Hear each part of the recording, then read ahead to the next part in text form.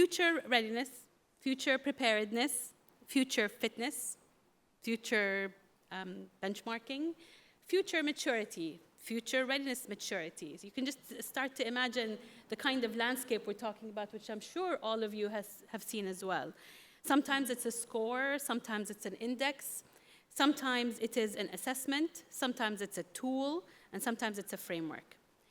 It is created, distributed, used by organizations, private sector organizations. Academics have been working around models for future readiness. Governments as well are doing the same.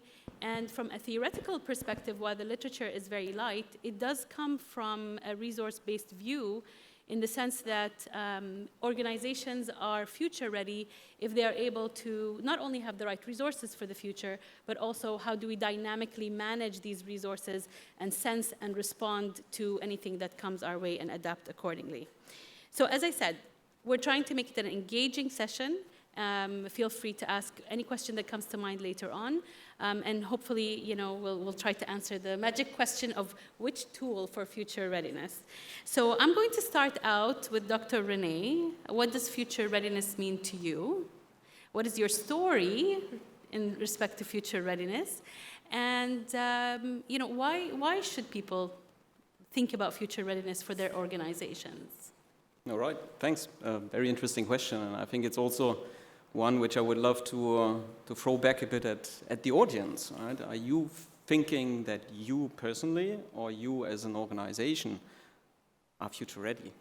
Now, I'm not going to ask you to raise arms right now, but it is a good question, right? What is future readiness? And I think we'll explore that there's multifacets to this concept. But I always start with, why do I even care to be future ready? And my personal story was that my CIO at the time at Deutsche Telekom asked me, what are the good ways to be systematic, successful, and repeatedly capable of finding new businesses? And that was at that time very important because we were the monopolist telecommunication operator, so our market could only grow in one direction, and that is getting smaller. And there was a lot of turmoil in that industry because it was not only the telecommunication operators who own the market, it was also then the new tech companies coming in, much of the profit migrating towards services. So we had to rethink our business model. So future readiness for me is often then anchored still in this opportunity discovery. But it's very important that when we talk about future readiness, and then later on also about tools and models, that we start with the why question. Why do I have that? And then I think we're also going to unpack a bit what is a tool, what is a capability. But for me, that was my first mission.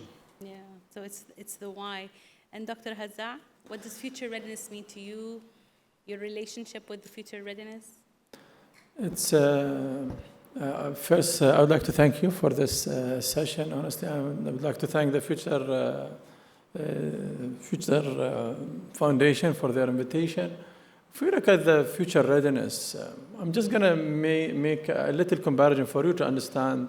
So if we look at the private sector, for example, the private sector's companies innovate to attract customers. And if one brand, for example, launch a new high-tech product, and if the customer really is not comfortable or is not ready to use it, they will definitely switch to another provider, and the market will adjust itself, and the impact will be limited to this specific company. Wherein in the government we don't have this privilege. So in the government, if we come up with a new digital services or an AI-enabled platform or a future-ready policy, everyone within the society should understand it, trust it, and use it. So the company, the people and the society, they don't have the choice to change government at the end of the day. So this means the government carries really a far bigger role, more than they just to innovate for their own efficiency. They carry the responsibility of really prepare the whole society to be future ready.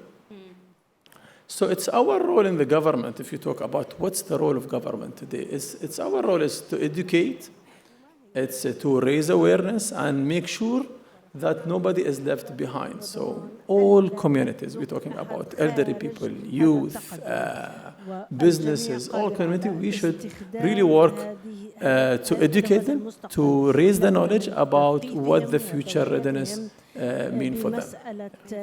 So there is the private sector view, which is the why and what does it mean for your stakeholder at the end of the day, and then there's that societal component where future readiness from a government standpoint is about preparing society for the future. مسؤولية الحكومة في أن تجهز المستقبل المجتمع من أجل أن يكون جاهز للمستقبل. فنحن في 2022 و 23 عملنا للجاهزية المستقبلية وأخذنا منظور القدرات والموارد الحكومة وأن تكون كل مؤسسات الحكومة إن كانت جاهزة للمستقبل فإن الحكومة ستكون جاهزة ودبي كلها ستكون جاهزة للمستقبل. And I'll use that to kind of edge into question two. In my mind, future readiness is the soul of the organization. Future readiness is about the culture of the organization and how an organization responds to what comes its way. So sometimes you could be as ready as you are from a policy standpoint, from a procedural standpoint, from authority matrices, etc. But at the end, if something comes your way, how is the organization going to respond? Is everyone going to work together around it? Are they going to be prepared for it from a technological perspective? Do they have even the financial means to deal with something that comes their way? It's part crisis preparedness, but also part in taking the long view. بل لأن تكون جاهز للمستقبل أنتم في دوركم في دراسة هيئات القطاع الخاص أنتم في كلية أو جامعة التجارة تعملون على هذا الأمر. ما هي تجربتكم وما هي الأزمات أو الأمور السهلة وما هي الأمور التي يمكن تجاوزها وأين هي القيمة ومن وجهة منظور داخلي عندما تنظرون إلى المؤسسات المختلفة ماذا جاهزيتها للمستقبل؟ هل هناك قطاعات أكثر جاهزية لسواها؟ A very interesting question. I think we first need to unpack what we actually measure. So what journey I got on after this request from my Chief Strategy and Innovation Officer to say, okay, how can we be systematic about finding new businesses? I went actually into a lot of benchmarking work, a lot of case study work, understanding how does a Siemens do that, how does a General Electric do that, how does ذلك من خلال سيمنز وجنرال إلكتريك وغيرها من الشركات لنتمكن من إيجاد نموذج ناضج بكل أبعاده والنموذج يكون مقارن القدرات المختلفة مع البيئة الخارجية وبطموح المؤسسة المعنية لأن الشركة ربما طموحها أن تكون تابعا أم مجرد جهة ريادية ونحن ندرس أيضا القدرات الفردية ونقيسها وربما لا يكون مفاجئا لكم اليوم في كثير من المؤسسات لديها البيانات والمعلومات وتتجنب الأزمات نعرف هذا على أنه الجزء الإجراءاتي وألا تكون هناك نقاط مخفية في مؤسساتنا وتشكل لنا أزمة لاحقا. معظم المؤسسات لديها تحد في أن يكون لديها تفاهم مشترك للمستقبل ولتحسس معطيات المستقبل وأن تكون لديها قدرات في أن تتخذ قرارات مستقبلية ومن ثم النظر إلى الخلف لمعرفة تحديد السبيل للوصول إلى ذلك المستقبل المستقبل، وأن تكون المؤسسات قادرة على الوقوف معا لتكون قوية في تفكيرها وفي الإجراءات التي تتخذها. هذا أمر علينا أن نناقشه بشكل جلي، وهي دعوة لكم جميعا بأن تفكروا في كيف يتم هذا من خلال مؤسساتكم. بناء على هذا الأمر، هل هي مسألة داخلية فقط داخل المؤسسة، وكيف تتعاملون مع من هم من خارج المؤسسة، وهل هناك أداة مركزية أم هي موزعة؟ الإجابة المباشرة لأي أكاديمي يقول لك الأمر يعتمد. المؤسسات التي تصل إلى نضج عال فهي لديها القوة الداخلية، مثل شركة بوش المعروفة بأدواتها القوية، وهي الأكبر في قطاع السيارات البوش، وما يقومون به لديهم مستشارين وخبراء خارجيين يحملون البيانات ويجلبونه إلى داخل المؤسسة. وهناك أمر آخر، وهي ألا يطلع المنافسين على استراتيجيتك. وفي وقتنا الحاضر أيضا هناك مسألة مهمة، وهي مدى فرادة استراتيجياتنا، وأن نكون متفردين في إجراءاتنا داخل المؤسسة، كما أن يكون نحن في عالم فيه تشبيك عالي المستوى، وبالتالي كيف نتواصل مع المعنيين وندعوهم ليحددوا الأولويات معنا لنرسم الأنظمة البيئية في هذا القطاع. قبل أن أنتقل إلى الدكتور هزا، هل هناك قطاعات أكثر استعدادا من القطاعات الأخرى؟ هناك قطاعات كانت أكثر استقرارا في الماضي، مثلا قطاع السيارات. هناك مجموعة كبيرة من العلامات التجارية، فأنا كنت أعمل في هذا القطاع وكنا قادرين على توقف marginal error of maybe 3 to 5%. You will not be surprised to learn that this is no longer the case. Electric cars have lowered dramatically the barriers of entry into that industry. And also supply chains are shifting quite rapidly, which was a main source of stability in the past. So these type of industries, they have a lot of catching up to do. They might have had already foresight towards the customer, but maybe not on the structure of the industry, and they are often left unprepared. And there's other industries which have always been based on foreseeing what comes their way, fast-moving consumer good companies, also the tourism sector. They're often very well prepared on average, and then it depends, of course, also on organization to organization. Yeah, amazing. Thank you so much. Over to the public sector. What has been your experience in assessing government entities? Because that sits within the Dubai Government Excellence Program. Yes. You run a part of it on Future Readiness Index and the Future Readiness Index of Dubai Government Entities. Your experience in carrying that out, the process itself, any bottlenecks, anything that went smoothly, and then what is your insight on, again, public sector organizations and their future readiness and what value that brings? It's one of our greatest strengths, actually, it's building trust. The government building trust with the assessment body for the last 27, 30 years, And having this trust, we've been assessing the government since 1997. And the government really trusts the system of the assessment, and they believe in that what this system and what this assessment will bring to them. They believe that the assessment will really, help them to innovate, help them to growth. So one of the really things went well, that the entity being able to quickly adapt the new Dubai Future Readiness Index, actually. So this is one of the fast learning, and the entity being really well prepared for it for the past 2 decades. Another interesting things we've noticed in the last few years applying the Future Readiness Index in cooperation with the Dubai Future Foundation is actually we've noticed that the government officials, the employees, and everyone in the government, the conversations start changing from how well we achieved in the past. Now they start changing the question, how well we prepared for the future. So this is a significant change by not just looking at what you have achieved in the past, but now they start looking on how well we prepared for the future. And this is very interesting mind shift within the government. And we really appreciate that within the government entities. Bottlenecks, I won't call it bottlenecks, but there's always challenges when you assess any organization, and I believe that apply to the government and non-government.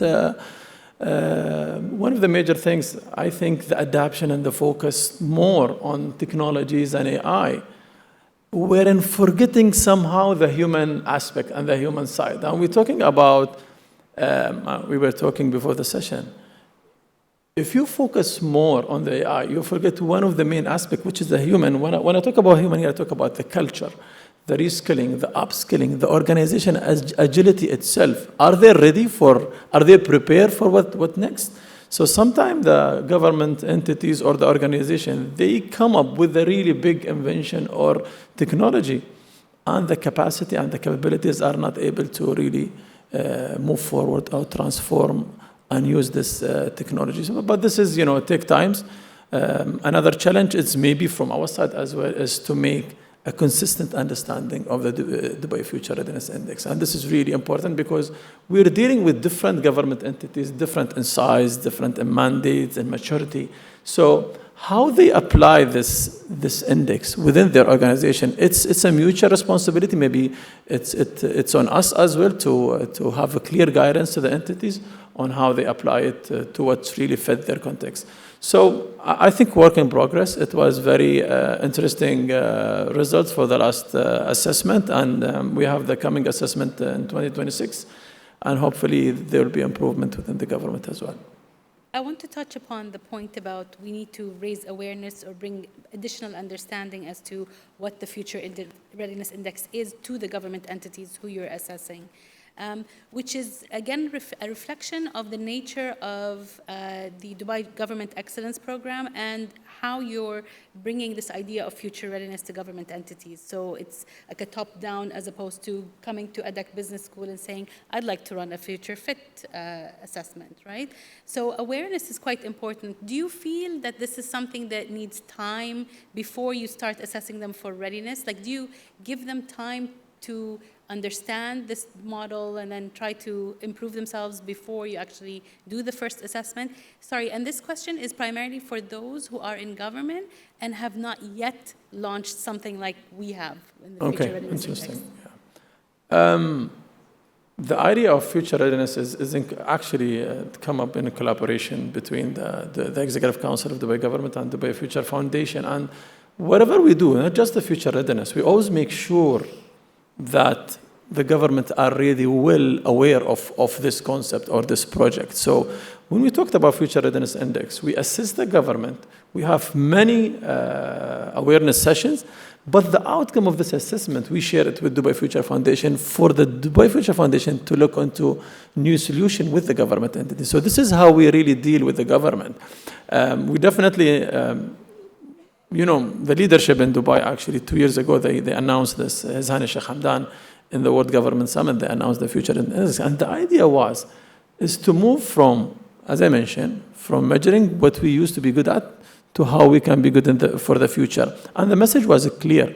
We all should be ready for the future and for what's next, and we always to be ahead of the game and ahead of the curve when it comes to government services and government work. Yeah.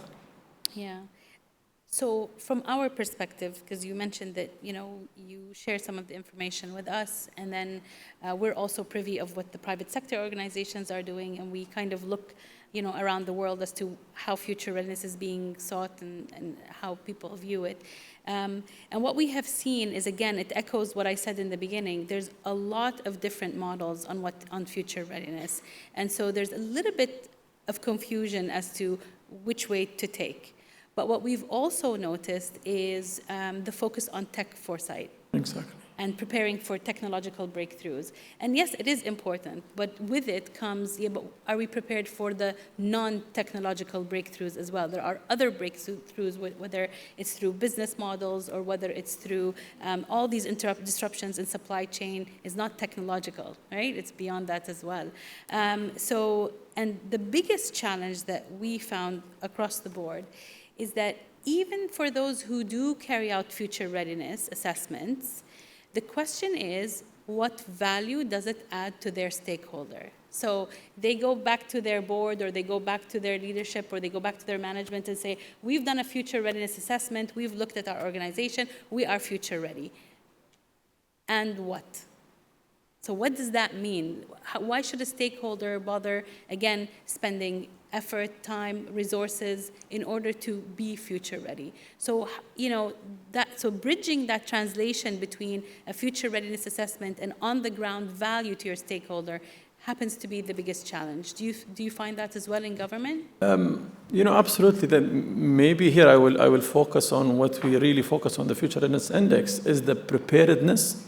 So how the organization are really well prepared for what's coming, and the fitness, and maybe you will touch on that. How fit we are if the change happens. So if any transformation happens. So it's actually our model, and going back to not only focusing on technology. So we focus on building capabilities, we focus on the culture, we focus on leadership. So many aspects, but the main two aspects, when you planning to assess your organization readiness or future readiness, is how well you prepared for what's coming and how fit you are internally in terms of capabilities, in terms of systems, in terms of organization agility and so on. And René, from your end? I think your question also invites to ask the opposite question. Can we live, or some of us, live without being future ready? And my own thinking was challenged in a project which I really liked. It was a project where the chairman of a large conglomerate asked us to assess his top 20 companies and their future fitness. So we did that. It was done on the top management level. We assessed everything, put it into our model. Our model is quite harsh in the sense that you can either be vigilant, which would be the desired state, you can be vulnerable, or you can be in danger, so that you have quite high shortcomings. You can also be hyper-vigilant. If you actually do too much, then you necessarily have to, because you're in a very stable environment, for example. And I'm sitting in this room presenting these results to C-level representatives of these different companies. And there's one company in this room which is perceived, based on business excellence, based on their performance, based on their profitability, as the poster child. Showing my results, and the poster child is in danger. You imagine the room goes silent. Everyone thinks, okay, this nice little professor from France will take his bag and leave very quickly. Door was blocked, so I couldn't. I had to stay. Yeah. So eventually the CFO stands up and says, okay, well, everyone is looking at me, so I might as well say something about that. So we come out in this assessment, which we all done as not so good. Now the question is, should we care? My answer would have been yes. His argument was, well, we're actually operating a business model which has proven itself not only to be resilient over time, but also resilient against others who try to copy this. We have a fantastic profitability, we're growing. So there's no need for this deeper reflection about what's the limits of my business model. And I found that very interesting. I would wonder if that is a good enough answer for an investor who says, well, my money should stay with you for some time, not just for the next year. So eventually, you probably need to build this muscle. And I think this is where we're moving closer to this value creation. We have the chance that we have been doing these benchmarking studies for a very long time, so that allows us also to look at longitudinal data. And in this longitudinal data, we see as a strongest indicator that the vigilant companies, they outgrow their competitors with a growth 3 times as fast. And that is not surprising because future readiness means you have a narrative for the future, and that narrative is what brings energy, what brings investment, what brings also stakeholders around the table you need to work with in order to grow. And I think we kind of pitched here with this private and public sector. What I'm also reflecting is we're probably representing also old Europe and the new world, which is by definition more future-oriented, more future-interested, more in potential, while in Europe we often fear, well, we have a lot to lose, so let's be careful. And maybe just to spice this up a little bit, I've got one slide which I use now regularly, where I'm putting on the same page the global risk report of the World Economic Forum and the global opportunity report from the Future Foundation here. I find that always hilarious to see, okay, what would interest you more? And I'm asking this to my students. And many of my students, they would pick the risk report. So future readiness is about preparing, but it's also a narrative for both public sector and private sector for the key users or customers or society as well. That's a powerful one. So we came here today to talk about, well, which tool? So we've covered the pre, now we need to cover the second half of the question, which is which tool? So I think, how many of you here would identify yourself as part of the public sector? Okay. And how many of you would identify themselves as part of academia? And how many of you are part of the private sector but business-oriented as opposed to your own or consultancy and professional services? Private sector and consultancy?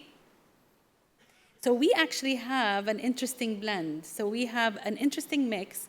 I would say, give or take, almost equal proportions.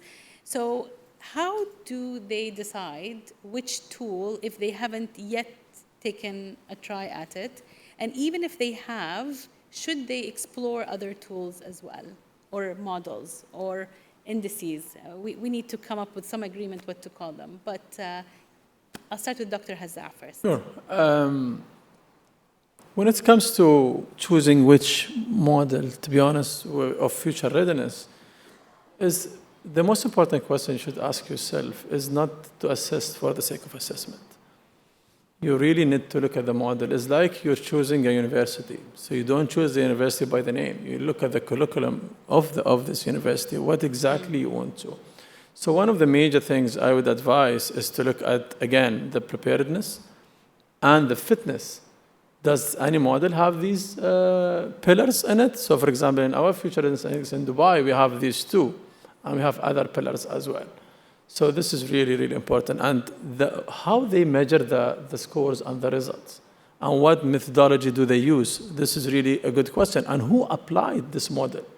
And when it comes to Dubai, it's been applied by leading and elite entities within Dubai.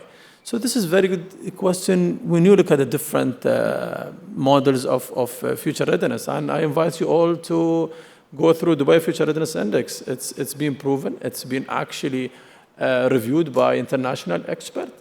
And what's interesting we have in our model as well is not only assessed by an assessor or subject matter expert, it's also, we have an opinion of the entity's employees' feedback and perspective. So it's a balance between an assessment and an opinion of the employees. So if the employees say we have future ready organization and the assessor come and say they're not ready, so it's really good match and a good balance between the two. So we really need to look at a holistic view when we look at the future assessment index. Yeah. So the reputation of the organization or entity or researcher or academic side that has actually come up with a model, whether or not it includes both preparedness and fitness. How grounded the methodology is, because again, research quality comes into play in that sense. It sounds like it needs to have a mix of methods as well, qualitative, quantitative, subjective, objective. And if you've got subjective information, how do you validate it? And if there's a way to validate it as well. So it's quite grounded. So again, it's interesting because I'm thinking now, if I go back to the 14 or so, that's just a quick scan. The 14 or so different models, I mean, how many of them would tick all those boxes? Exactly. Yeah, interesting. René, which tool, what should they use and choose? So I think what we need to understand first is that any tool is only as good as the underlying model. And when we make a model choice, which should be actually the choice, so not how easy a tool maybe is able to, how easy it is to use it, but what's the underlying model, then we always make a model choice. Now I'm old enough to still have been, or have memories from being in school, where when we talk about geography, that there's actual physical maps being rolled out. I don't know if anyone still has that joy. I was actually carrying these thick things, and then they get rolled out. And they show different things. There's maps with streets, there's maps with what kind of industries do we have in different regions, where are the refineries, you have maps about the topography, etc. And these are all different models which serve different purposes. Now, we made the choice of saying our future fitness is a model which helps shape behavior. Behavior of leaders, behavior also of everyone in the organization. That was for us always key. And we have now, with our model, been lucky to have applied it for a very long time. So we also know what are even the outcomes of the behaviors. But for sure, you need to have a model where you say, then it becomes actionable after I've done my assessment. And that often also points towards, it's good to have a model which you can connect to good practices. So in our case, we have good practices on the overall model, so which organizations are future fit and fitter than others. And also on the capability level, so that I can also pick and choose, well, what are the capabilities which make me stronger? So think model and think how is this shaping then actual decision making and behavior. And what I like also about this fitness, I mean, we both like sports a lot, is that you have the dimensions, you know what to do, but it should also be fine-grained enough that you can year by year check that I do well in how I organize my training, do I do well in how I organize my nutrition, etc. That is something which you want to do then probably every year for future fitness so that you see progress. At the same time, let's say we tick all those boxes that Dr. Hazza mentioned, and we choose the right methodology that shapes behaviors and informs our decision makers. If we end up with a handful, let's say, I think if someone has to choose, I'm just wondering if maybe it's a good reflectionary exercise to reflect on the handful. And not only that, just to think about, with this handful, what does it mean to my context, and how do I look like in this respect and that respect and the other respect? So I'm just wondering if there is also a benefit of looking at the handful as well. I think so. I mean, every model brings its value. Of course, if in theory you have 100 models, you all overlay them, well, then you have reality. But then reality is very complex and you don't know what to decide. So every model is trying to be very sharp with informing the decisions and then the behavior you're taking. If you're taking a street map, well, all you care about is probably where are the streets which I can drive with my car on, and increasingly you get even the information where there's a traffic jam and where there's no traffic jam. Maybe topography matters for you, whether I'm going to go up. If we're cycling, yes, it does matter for us. It's good that you have that in your planning. Not every street map is showing that, so you can be quite surprised. So in that way, yes, it's often interesting to overlay for different purposes also different models and then also apply different tools. Any thoughts on that, Dr. Hazza? I was thinking, when we look at the model, so for example, when we talk about excellence, I shift to excellence just for you to understand the point out of what's harmful when you look at a model. So we built our own model after using the FQM model, for example, and another Malcolm Baldrige model for years when it comes to excellence. But we come up in the UAE with an excellence model that fit our scope of work. So it's been designed on how the government is working. So this is really important to know exactly what fit, again, you and what does not fit you. So we create the model that somehow it's designed for how the UAE government and Dubai is working. So we have center governments, we have authority, we have service providers. So we cater all of these needs into our model. So it's very important to look at what this model really will help me. Not just I'm going to use any model. So, and does it really reflect all the aspects of the organization as well? Very interesting. So I'm going to switch a little bit to the elephant in the room, which is AI. Because, the landscape of future readiness, index score, model, preparedness, etc. Guess what? Same thing is happening on AI. AI readiness, AI index, AI framework, AI maturity. I'm sure all of you have been exposed to that. So we asked you a question earlier as to whether you think AI readiness is basically future readiness. So if you're AI ready, are you future ready? So one such report that was published recently from Cisco carried out some research with over 8,000 companies who have 500 employees or more. They found, over 80% of them have high ambition, but under 48% of them have the infrastructure for AI in terms of AI readiness. The creme de la creme, the top pace setters, I think they were calling them, they were 98% ready for AI from an infrastructure and security perspective. So just asking this interesting question, does AI readiness mean I'm future ready? And in theory, what that means, if I forgo all the future readiness tools and say, you know what, I don't care about any of them, I'm just going to take AI readiness, going to outsource it, bring in a company to come in, which we didn't touch upon, by the way, maybe we should. Do you bring external parties to come and assess your organization, or do you do it internally? So let's say I'm going to invite someone externally to come in, assess my organization for AI readiness and say, there, I'm AI ready, therefore I am future ready. We both disagree with you. Okay. Right? That was the answer. The AI is a massive and disruptive tools, and definitely every single organization should use the AI. But again, we look at the AI as part of all emerging technology. So you don't just look at AI and forget all emerging technology. And we've seen this, trends that comes and fall by times. But we know AI is here to stay for long. But definitely, AI itself is not. You cannot judge an entity by just if it's an AI ready. 100%. You have to have, the right resources, the right capabilities, the right environment to use it. Your communication with your stakeholders. If you have a wonderful AI tools and nobody uses it,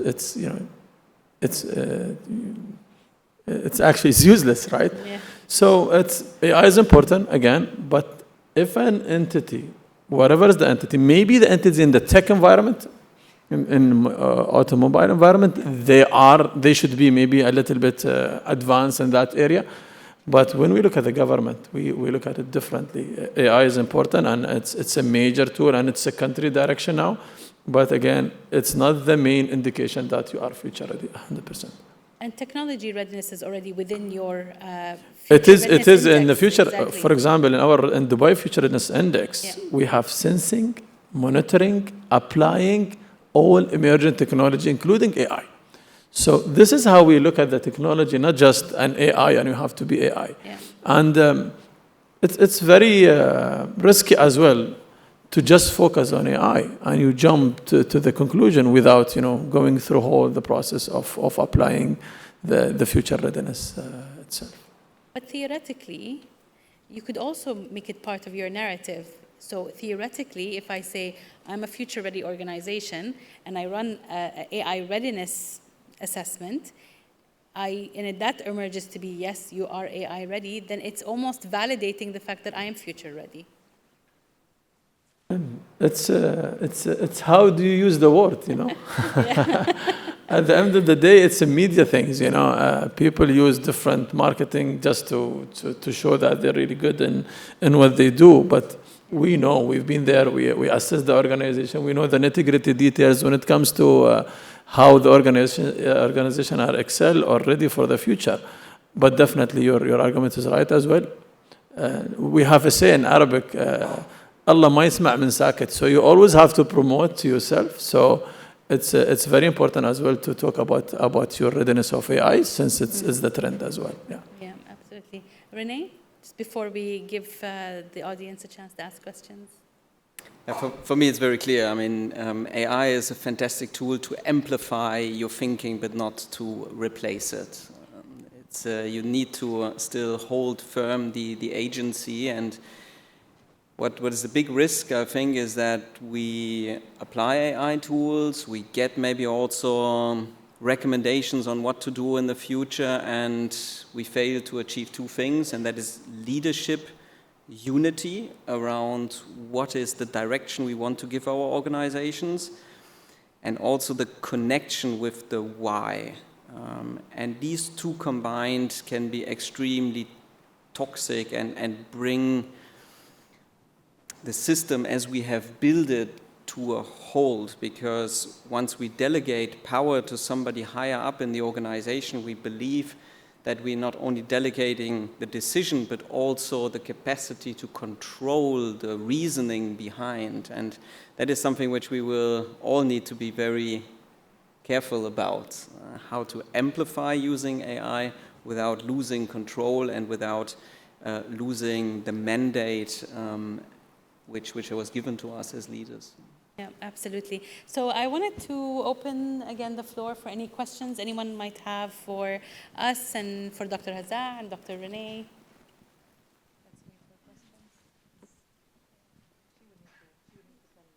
There's a question there. Please raise your hand high because I can't really see. Yeah, and up there. There's also a lady, the lady in the green jacket as well. Yeah. Thanks Please for go the ahead. interesting sessions. I have a few questions. The first of them is Sorry, we can't hear you. Okay. To what extent generative AI is deployed in measuring the future readiness index? And what's the model used to assess the return and relevance to measuring that index? And how is it influenced by any resilience that may arise?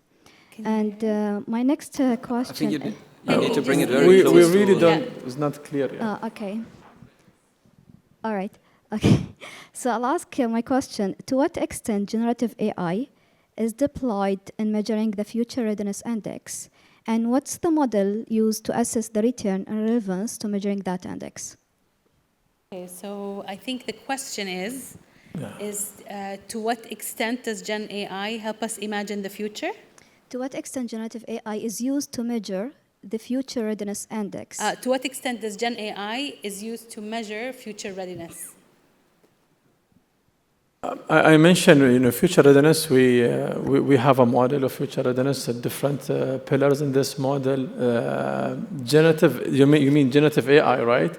We're actually using a subject matter expert on the public or employees' perspective to measure the index. We didn't touch upon the generative AI. It's part of the pillars of the model itself. As I mentioned, we talked about how to sense, monitor, and apply AI within your organization. But us using generative AI to assess, we're there when it comes to excellence.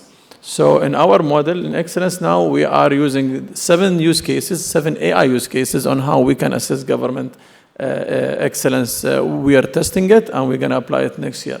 But part of the model, of the future readiness model, we don't have the generative AI so far. There's a question for the lady in green. Thank you, and thank you for the interesting panel. My question is maybe more a philosophical question, but we talk a lot about readiness, future-proof, and for me it feels like that's sort of, it gives us a reason to assess, but then it's like you gain it and then you're done. So I actually want to challenge maybe and ask you, is it the right word still? Because it says it's A to Z and then you're done. And what I feel is we often focus on things that we can measure. And I believe that mindset is a huge part of becoming future fluent, as I like to call it, because then you're never done. And how do we make sure that these super important parts of becoming future fluent or whatever word we might come up with together can be taken into consideration, because they might not be measurable, but I feel definitely in a world where I think and also hope that humanity will become way more important than AI, we make sure that we prepare people to be mindful about the future, so the mindset, and how can we measure that part of becoming whatever it takes to be ready or fluent or whatever word we might come up with together for the future. Yeah. Thank you so much for that. And I think that's why I had mentioned in the beginning, there's preparedness, there's fitness, there's readiness. You're absolutely right. Maybe it's something to think about. It's interesting you mentioned fluent, future fluent. So I will let my panelists answer that question. Can we start with the end one, though? It's the mindset, right? Can you repeat just a few? Yes. Short it for me, because so I didn't get it, to be honest. She's basically asking in terms of, we call it future readiness, future fitness, all these different words, but maybe it's something else, because it is beyond just, I'll bring in the example that she brought up, which is the future hopefully is human. So how do we build something that is inclusive of that? And then how do you bring that through to others and to society and think about, future fluency and future mindsets, future ready mindsets, if I want to call it. I think that in the government, one of the main aspects we consider is engaging the peoples, either within the organization or with your stakeholder, or with your customer. Engagement is one of the main part of maybe thinking about your future, because you're not designing the surfaces, or you're not designing the future for your own. You design it for the whole society. So I think, if I'm right, maybe we have a conversation after this session.